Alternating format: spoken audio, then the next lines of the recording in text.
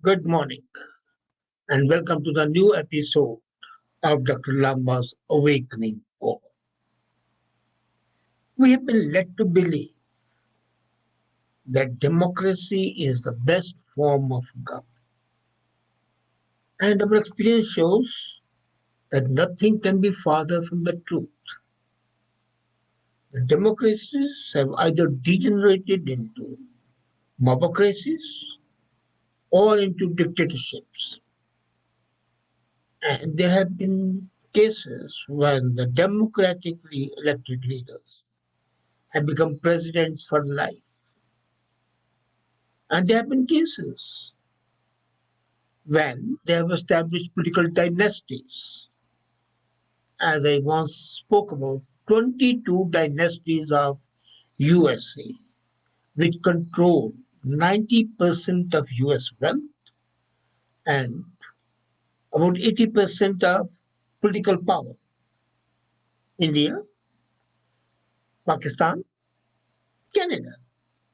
No country is free from this problem of dynasty. And then that's not alone. Of course, the moment you talk of dynasty, you do not talk of democracy. These two are absolutely antithetical. But look at the other way.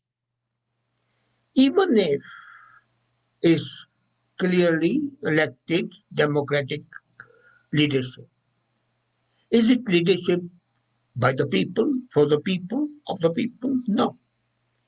It is BUY by the people. It's OFF of the people. They're far removed from the reality of life. And the policies are always made not to help the people or the majority of the people, but to help either themselves or their vote banks so that they can sustain their power. And then comes the trust factor because of their corruption, because of their nepotism, because of their absolutely aberrant lifestyle. The politicians have lost the trust of the people.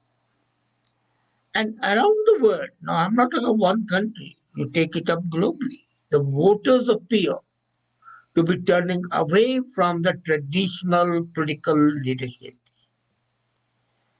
because they're aware that these political leaderships are in fact a mask, a cover, a hijab, a burqa, a veil for the ambition of their own self. But can this democracy survive without political parties? Of course it can. Of, there are different opinions, but if you look at the larger context, they can. And there have been experiments conducted where political parties have been banished, abolished, and the people have not suffered. I remember in 1796, George Washington, the first president of USA, had asked that these political parties should be banned. And they should be banned for these parties allow cunning, ambitious, and unprincipled men to subvert the power of the people. Now, mind you, cunning, ambitious, unprincipled men. And that's what the politicians are today. And they subvert the power of the people.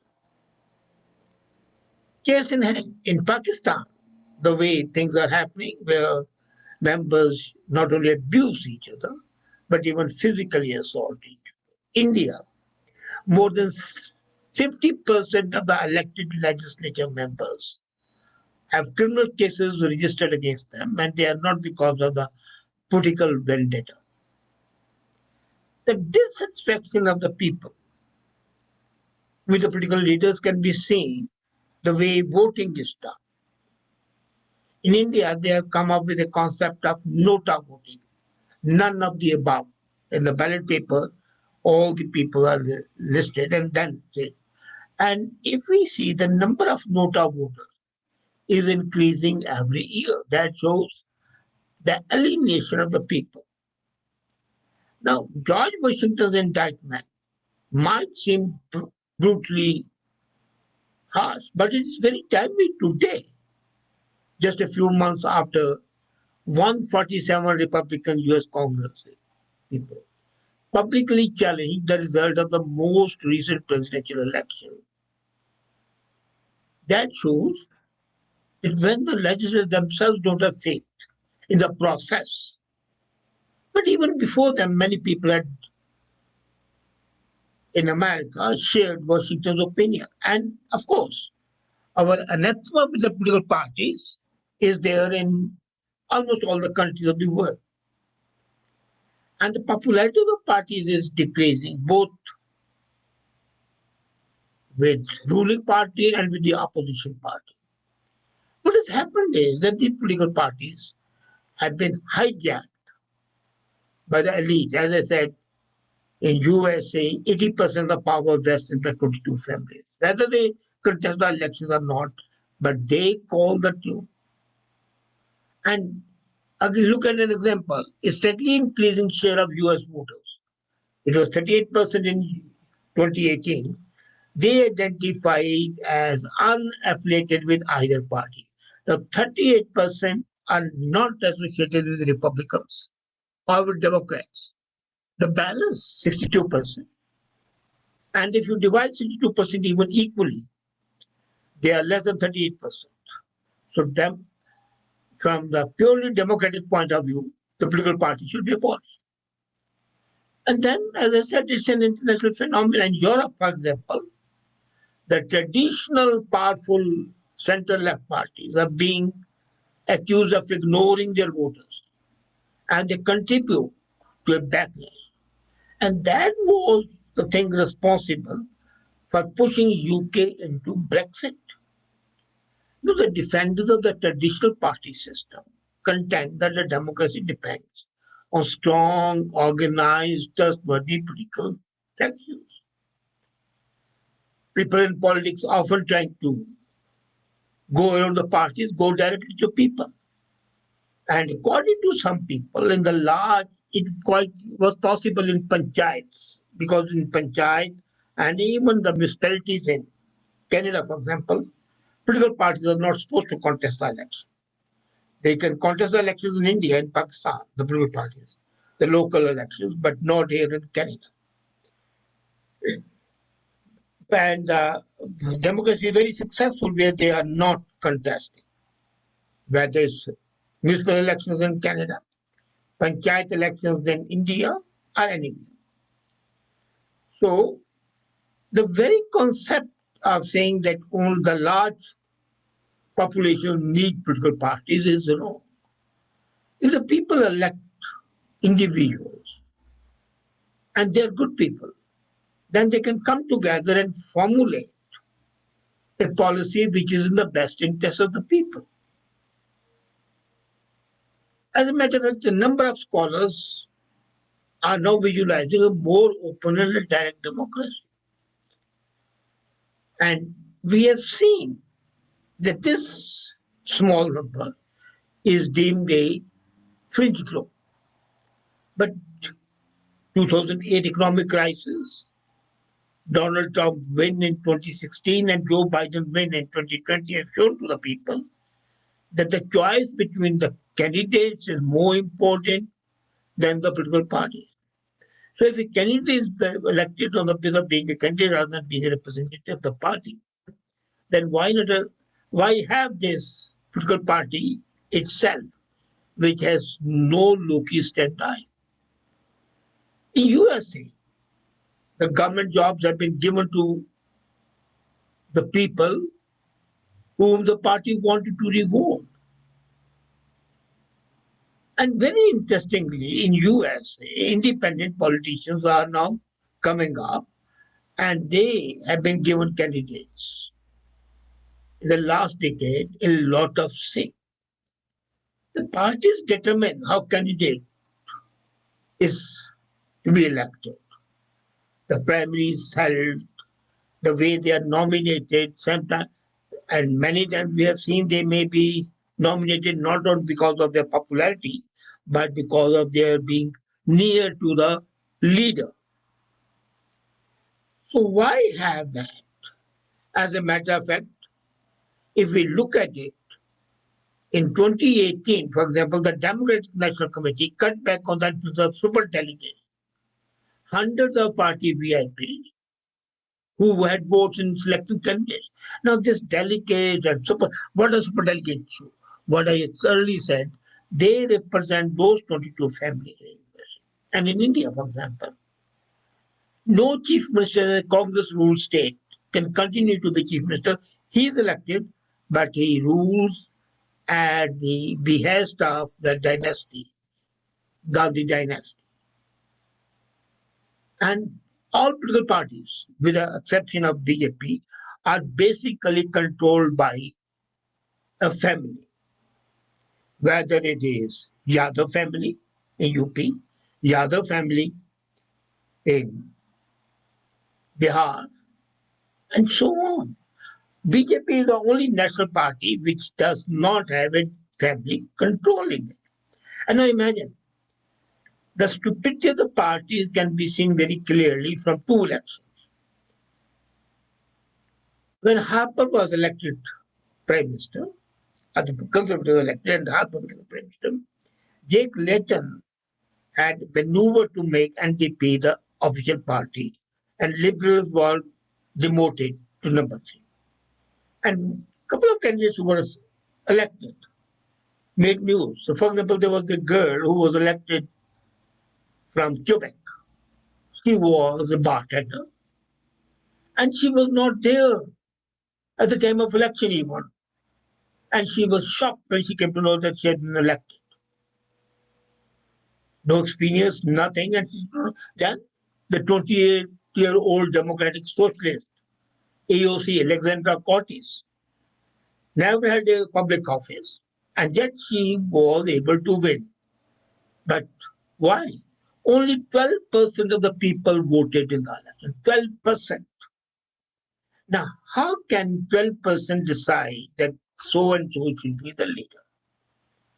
Now, everyone agrees that political parties are weaker. So, if they're weak, if they're on the ventilator, if they are in the ICUs, why not let them die? And we have seen that they're losing their clout. Can you believe that there have been experiments and very successful ones? For example, in France, it was decided to abolish the political parties. But before I come to that, let me tell you, in USA, for example, there was a ballot in 1978 that restricted the property rights and property taxes. The result, since the property was owned by majority of those 22 families in California, the taxes were not there. And now in California, per pupil, school spending is lowest in the world. They don't invest in the education because they know that the more the people are uneducated, the better it would be for them. Now come to other nations, Thailand, Turkey, Germany. All these three countries have banned political parties. And by no stretch of imagination can you say that Thailand and Germany are not democratic. Turkey is not, I agree. Erdogan is a dictator. But nobody can deny about the democratic pretensions or claims of either Germany or of Thailand. And both have banned political parties, and that the governments have been seen that when the political parties were there, the governments were destabilized. So remove the political parties and the governments became stable. The American political cooperation has had to keep the issue by falsely assuring voters that the fundamental rule we have broken. And that's not there. And if banishing political parties can be successful in Germany, in Thailand, why not here? The political parties, either they must be strengthened made real relevant, ensuring that they have the trust of the people, ensuring that the moment there's a hint even of a shady dealing, that person shall be dropped like a hot potato. Whether it's campaign financing, whether it's chaotic bidding war for the candidates' loyalties, it should be seen that the trust and the integrity is the most important element. Party leaders should be allowed to choose candidates if the turnout is below 75% of the turnout of the total membership. If 12% people vote and you become a member of the House of Representatives, it's ridiculous.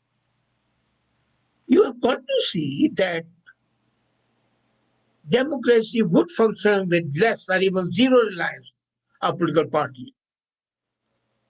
And I'm not saying that convert them into dictatorships. No. You have to build a superstructure from the bottom upward. So, and it can be indirect election. For example, you elect the members in a municipal corporation or in a panchayat in India. Then in that province, all the members of the panchayat elect together certain number of MLAs. And those MLAs between themselves elect the chief minister. Same can be done in the provinces. And then combined, all these MLAs elect the prime minister. So the representation would be different. It's a different concept. But this pyramid would be formed, which will be more democratic.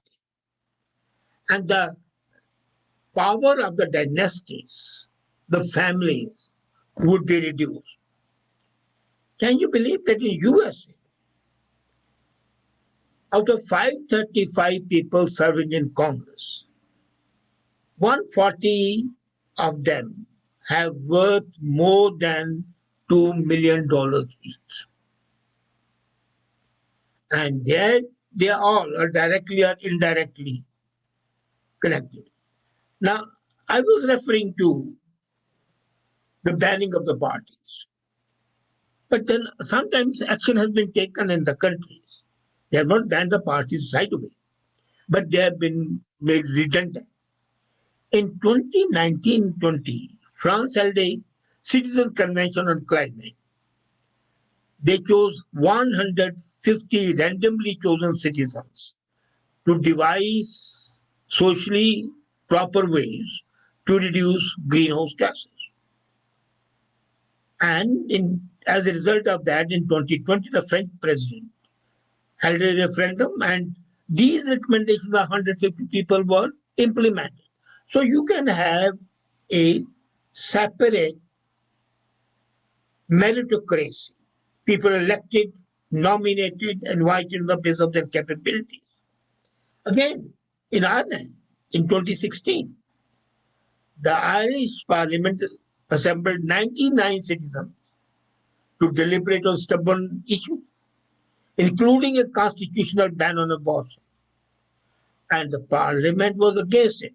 But when these 99 respectable citizens passed a resolution that was implemented, showing that the political parties are really redundant, it was accomplished without involvement of political parties. So these experiments in Germany, in France, in Ireland, Thailand have shown that the political parties are at best a burden, at worst a drain on the honesty and integrity of a nation. If you want open democracy,